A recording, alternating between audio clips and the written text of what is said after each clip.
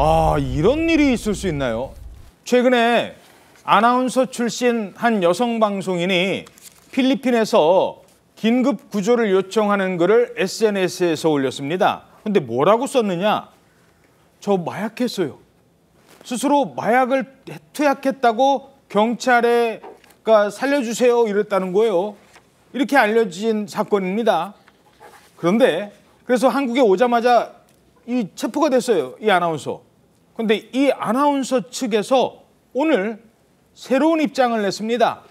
그 마약은 강제로 투약을 당한 거다. 나는 피해자다. 강제로요? 이런 충격적인 내용입니다. 자, 일단 SNS에 글을 올린 그날부터 좀 짚어봐야 될 것 같은데 무슨 일이 있었던 겁니까? 네, 우선 이 해당 인물은요, 아나운서 출신 방송인 김나정 씨로 유명 남성 잡지 모델로도 활동한 바가 있습니다.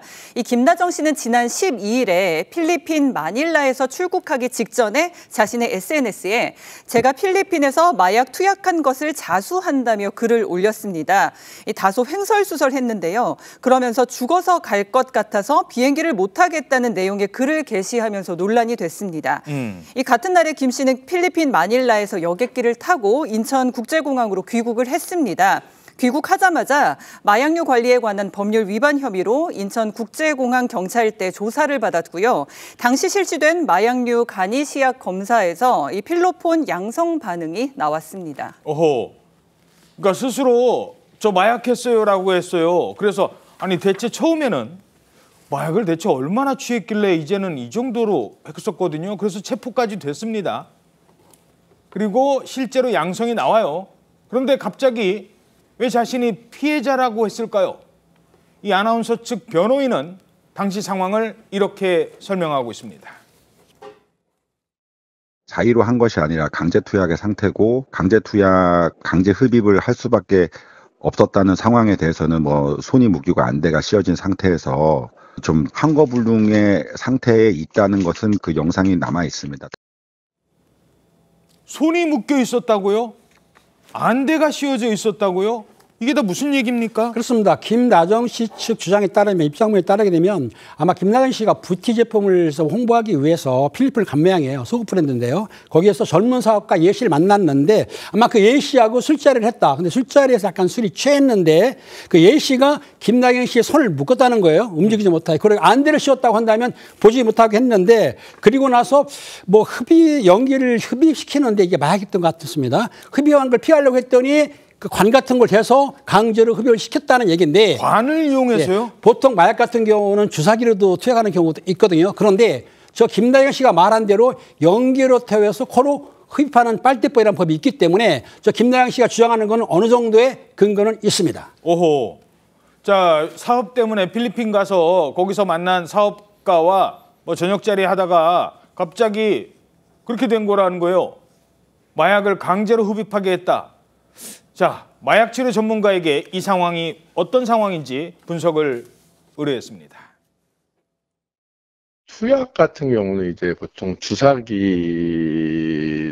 사용을 하는 거라서 한거불능의 상태에서는 아무래도 좀 더 효과적이죠. 좀 쉽죠. 강제 투약하기가. 근데 흡입하는 건 사실 내가 빨아들이는 거잖아요. 근데 이제 상황 자체가 굉장히 공포스러운 상황이라면 그것도 어쩔 수 없이 할 수밖에 없는 것 같아요. 강제 투약할 목적이 뭐였냐. 그게 가장 중요한 것 같아요.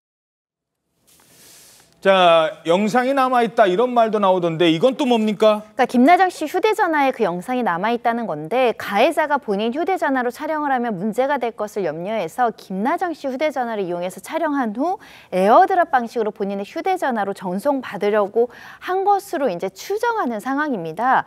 그런 상황에서 이 영상이 존재한다고 한다면 김나정 씨가 자의로 이렇게 마약을 투약한 게 아니라 강박적인 예를 들면 협박이나 강요에 의해서 흡입한 것이기 때문에 마약류 처벌법으로 처벌할 수 없지 않느냐 그런 증거가 될 것이다 라는 주장입니다. 게다가 지금 더 충격적인 얘기도 나왔습니다. 그날 그 자리에서 생명의 위협을 받았다고 합니다. 갑자기 어느 순간부터 이제 자리를 하면서 뭐 총을 꺼내가지고서는 사람 죽이는 거 뭐 일도 아니다. 구체적으로는 뭐 한국에서 뭐 조선족을 시키면은 뭐 얼마 되지 않는 돈으로 시켜서 사람 한 명 뭐 그것도 일도 아니다. 뭐 그런 식의 얘기를 이제. 자, 총까지 꺼냈다는 겁니다. 자, 그런데 이게 이제 구속이 된 다음에 나온 주장이거든요. 아니, 그러면 그런 피해를 당했으면 처음부터 이런 피해를 당했어요라고 신고를 해야지 저 마약했어요. 왜 이랬던 걸까요? 김나정 씨 측에 따르면요. 김나정 씨가 귀국 전에 올린 그 소셜미디어의 게시물과 관련해서 경찰에 신변 보호를 요청하는 영상통화를 했고 그 과정에서 이 사업가 A씨의 관계자로 보이는 사람이 A씨와 통화를 하면서 김나정 씨를 추적하는 영상을 계속 녹화했다고 합니다. 그러니까 그렇게 관찰을 당하면서 좀 이렇게 직접적으로 얘기를 못했던 것 같고요. 그러면서 김나정 씨는 긴급히 구조 요청을 하기 위해서, 그러니까 구조 요청을 하기 위해서 마약 투약한 사실을 알린 거지 자의로 마약을 투약했음을 인정한 것이 아니다라고 이제 주장을 하고 있습니다.